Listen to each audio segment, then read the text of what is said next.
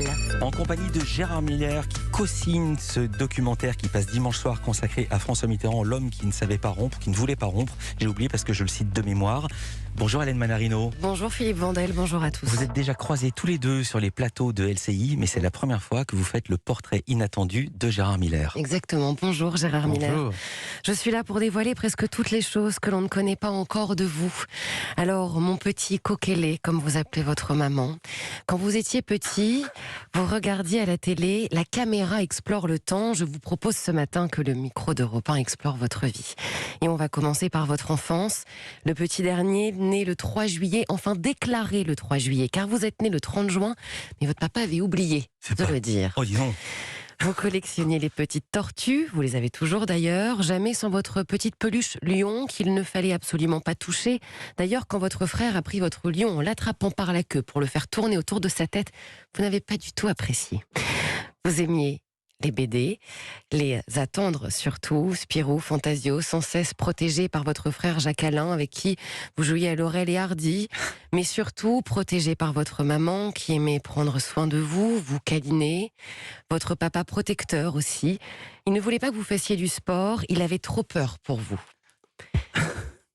Non, pour l'instant, pas une erreur. Juste sur le fait qu'en effet, je suis né le 30 juin et déclaré le 3 juillet. Vous dites, mon père l'a oublié. Il a toujours nié l'avoir oublié. Ah, pardon. Et nous n'avons jamais eu l'explication sur cet homme qui était très méticuleux. Pourquoi ne m'a-t-il pas déclaré le bonjour ? Dingue cette histoire qu'elle sort. Protégé aussi par bébé et yéyé, deux personnes qui vous gardaient. Il y avait celle que vous appeliez Tata, personne dont vous étiez très proche, très importante pour tout votre entourage. Elle venait de Pologne.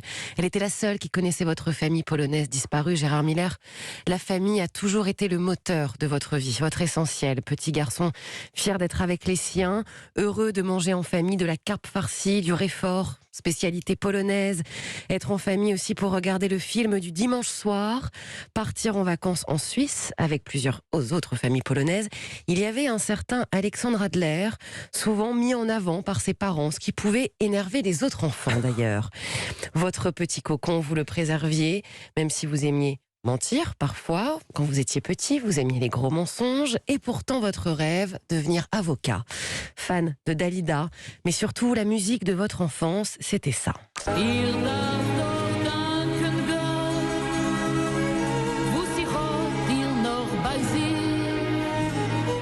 C'est quoi cette musique, Gérard ? C'est une musique... c'est étonnant parce que tout ce que vous dites est absolument exact.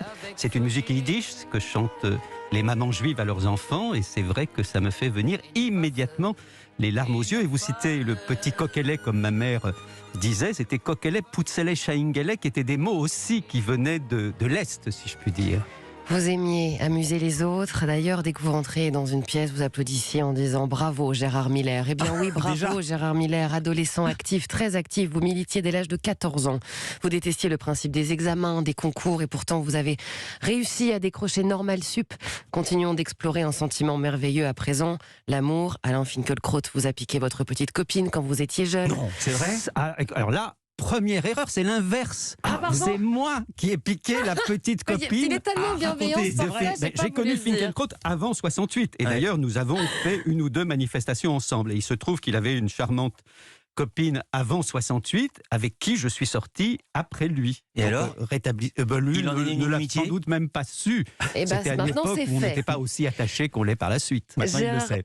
Pardon pour cette erreur. Gérard Miller, reprenons le prisme essentiel, le guide, ce qui vous a toujours porté, votre famille, et passons à celle que vous avez construite. Vous partagez tout avec elle dans votre groupe WhatsApp Summer Break. Une famille où parfois vous pouvez confondre les prénoms, ça vous arrive. Papa rempli d'imagination, magicien, parfois hypnotiseur pour vos amis. Vous adoriez inventer des jeux, écrire des scénarios pour tourner des films maison avec vos enfants, notamment un qui s'appelait Le Monstre de Malfosse. Vous aimiez jouer à la sardine avec vos enfants le soir dans le jardin, une sorte de cache-cache inversé. Et puis la murder party organisée sur tout un week-end. 15 amis réunis à la campagne. Vous aviez inventé un personnage pour chacun. Vous aviez envoyé la fiche type du personnage à tout le monde. Mais comme vous dites souvent, on est une bande de jeunes et on rigole. Et puis il y a eu les histoires du soir inventées par vos enfants. Pour vos enfants, Joke le professeur Didon, jouer à Palom Pom Pom avec votre fille quand elle était petite, le principe, la faire monter sur vos pieds et avancer. Et des aventures inoubliables aussi avec votre famille, comme ce voyage au Kenya en 1994. Vous vous êtes retrouvés coincés au milieu de la savane. Votre voiture s'est enlisée, vous avez tous quitté la voiture pour la pousser. Et là, il y a des hyènes qui sont arrivés, angoisse, panique, et ont finalement continué leur chemin. Alors Gérard Miller, vous avez voulu toute votre vie garder vos enfants près de vous, instaurer les rituels du film du dimanche soir, même quand ils étaient adultes. Bon, au bout d'un moment, ils en avaient marre d'être bloqués le dimanche soir en tant qu'adultes. Voir grandir vos enfants, c'est aussi la vie, mais comme vous dites, à n'importe quel âge, on sait toujours que quand on a un problème, papa a une solution. Alors Gérard Miller, vous avez passé une partie de votre vie à comprendre les autres, en les écoutant, explorer la vie finalement avec le meilleur socle, votre famille, ce qui vous a permis de toujours avancer en toute sérénité. Merci beaucoup Hélène Manarino. Je ne veux que des bios comme ça, tout est absolument exact. Et juste une précision pour qu'on comprenne bien ce rapport à la famille. Cette personne que j'appelais Tata, qui n'était donc pas ma tante, ça tient au fait que toute ma famille est morte dans les camps, à l'exception de mon père et de ma mère, que je n'ai donc jamais eu de tante, de cousin, de grand-père. Et donc cette personne-là, nous l'avons baptisée Tata, alors qu'elle était évidemment un substitut de celle qui aurait pu être notre tante. Je vous vois très ému, Gérard Miller. Je ne vous avais jamais vu comme ça. Merci beaucoup Hélène. Bon week-end. Avec Culture plaisir, Média bon week-end. continue à tout de suite.